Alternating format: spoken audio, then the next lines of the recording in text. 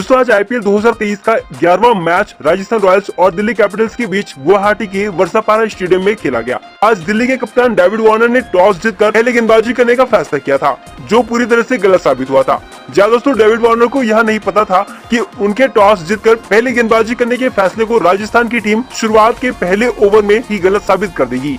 Toss हारकर पहले बल्लेबाजी करने आए राजस्थान टीम के दोनों खतरनाक ओपनर बल्लेबाज जोस बटलर और यशस्वी जायसवाल ने आज पहले ही गेंद से दिल्ली के गेंदबाजों की जमकर कुटाई करी। दोस्तों कुटाई ही नहीं करी बल्कि दिल्ली के गेंदबाजों को पूरी तरह से पटक पटक कर धो डाला।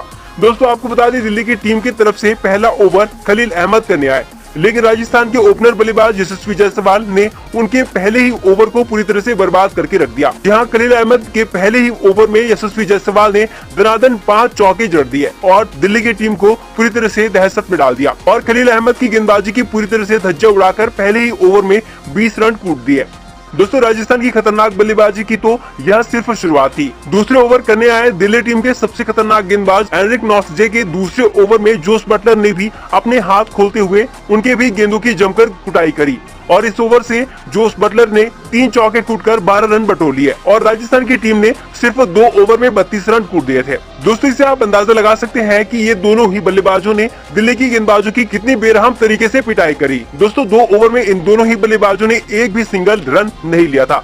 सिर्फ चौके मारकर ही दोनों बल्लेबाजों ने 2 ओवर के खेल में 32 रन कूटे थे। पहले ओवर में यशस्वी जायसवाल ने 5 चौके जड़कर दिल्ली टीम के गुर्दे उखाड़ कर रख दिए थे, तो दूसरे ओवर में जोस बटलर ने 3 चौके जड़कर दिल्ली टीम के धागे खोलकर रख दिए थे। उससे पहले पावर प्ले में दोनों बल्लेबाजों ने 68 रन कूटकर पावर प्ले को पूरी तरह से अपने नाम कर दिया।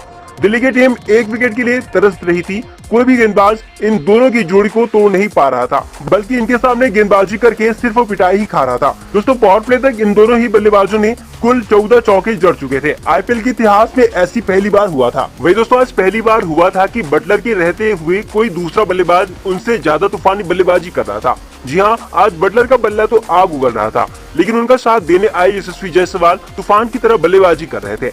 इसका अंदाजा आप इसी बात से लगा सकते हैं कि बटलर जहां 16 गेंदों में 25 रन पर बल्लेबाजी कर रहे थे, तो वहीं यशस्वी जायसवाल 25 गेंदों में अपना अर्धशतक पूरा कर चुके थे। दोस्तों दोनों बल्लेबाजों ने राजस्थान को तूफानी शुरुआत दिलाते हुए 8 ओवर में ही 98 रन कूटकर दिल्ली के खेमे में खलबली मचा दी थी। ऐसे में दिल्ली के लिए राहत की खबर आई 9वें ओवर की तीसरी गेंद पर, जब मुकेश कुमार ने यशस्वी जायसवाल को खुद कैच करके 98 रनों पर दिल्ली को पहली सफलता दिलाई। यशस्वी जायसवाल ने 31 गेंदों में तूफानी 60 रन बनाए। अपनी इस पारी में उन्होंने 11 चौके और 1 छक्का उड़ाया।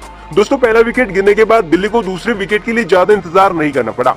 तीसरे नंबर पर बल्लेबाजी करने आए राजस्थान के कप्तान संजू सैमसन ओपनर द्वारा दी गई तेज शुरुआत को बरकरार रखने की कोशिश में कुलदीप यादव को आगे बढ़कर छक्का लगाने चले गए, लेकिन बाउंड्री किनारे पकड़े गए और इस तरह कुलदीप ने न सिर्फ दिल्ली को दूसरी सफलता दिलाई, बल्कि खतरनाक संजू को खाता भी खोलने नहीं दिया। इसी के साथ ही राजस्थान ने 103 रनों पर अपना दूसरा विकेट भी गंवा दिया। दोस्तों संजू के बाद लोकल बॉय रियान पराग चौथे नंबर पर बल्लेबाजी करने आए, लेकिन कुछ कर पाते उससे पहले ही राफेल पावेल ने बोल्ड करके प्राग की पारी का अंत कर दिया। प्राग ने 11 गेंद खेलकर सिर्फ 7 रन बनाए और राजस्थान ने 126 रन पर तीसरा विकेट गंवाया। दोस्तों दिल्ली ने लगातार 3 विकेट लेकर राजस्थान एक्सप्रेस की रफ्तार को थोड़ा धीमा कर दिया। हालांकि दिल्ली के लिए सबसे बड़ा खतरा जोस बटलर दूसरे छोर पर खड़े हुए थे, जो दिल्ली को चैन की सांस लेने नहीं दे रहे थे। वही एक और विस्फोटक बल्लेबाज सिमरॉन हेटमायर बटलर का साथ देने आ गए और फिर दोनों बल्लेबाजों ने मिलकर दिल्ली के गेंदबाजों की फुटबॉल की तरह धुनाई करने लगे। दोस्तों दोनों बल्लेबाजों ने चौथे विकेट के लिए तूफानी 49 रनों की साझेदारी करके 19वें ओवर में स्कोर को 175 के पार पहुंचा दिया। हालांकि इसी बीच मुकेश कुमार ने एक बार फिर दिल्ली के लिए संकट मोचन बनते हुए खतरनाक बटलर को अपने ही गेंद पर कैच करके बटलर नाम के तूफान को शांत कर दिया। बटलर ने 51 गेंदों में 79 रन बनाए। हालांकि दोस्तों बटलर नाम के तूफान को रोकने के बाद भी दिल्ली को राहत नहीं मिली, क्योंकि दूसरे छोर पर हेटमायर गेंदों को हिट कर रहे थे और अंतिम ओवर करने आए नॉर्किया को 2 छक्के लगाते हुए 16 रन जड़कर राजस्थान के स्कोर को 199 रन तक पहुंचा दिया। दोस्तों हेटमायर ने 20 गेंदों में ही 4 छक्के उड़ाते हुए नाबाद 39 रन बना दिए, जिसकी वजह से राजस्थान ने एक बड़ा टारगेट दिल्ली के सामने खड़ा करने में कामयाब रही। वही दोस्तों 200 रनों के बड़े टारगेट का पीछा करने उतरी दिल्ली की टीम को ट्रेंट बोल्ट ने पहले ही ओवर में 440 बोल्ट का झटका दिया। जब दिल्ली के लिए पारी की शुरुआत करने आए कप्तान डेविड वार्नर और इम्पैक्ट प्लेयर के रूप में बल्लेबाजी करने पृथ्वी शाह राजस्थान के गेंदबाजों की धुनाई शुरू करते, उससे पहले ही पहला ओवर लेकर आए ट्रेंट बोल्ट ने पारी की तीसरी गेंद पर आउट स्विंग डालते हुए पृथ्वी शाह को विकेट के पीछे संजू सैमसन के हाथों कैच करवा कर तीसरे ओवर पर दिल्ली को पहला झटका दिया। इम्पैक्ट प्लेयर के रूप में आए पृथ्वी शॉ अपना कोई भी इम्पैक्ट इस मैच में डाल नहीं पाए, बल्कि अपनी टीम को मुसीबत में डाल गए। दोस्तों, दिल्ली की टीम इस झटके से उबर पाती कि तीसरे नंबर पर बल्लेबाजी करने आए मनीष पांडे को भी बोल्ट ने अगली ही गेंद पर एलबीडब्ल्यू आउट करके दिल्ली के खेमे में खलबली मचा दी।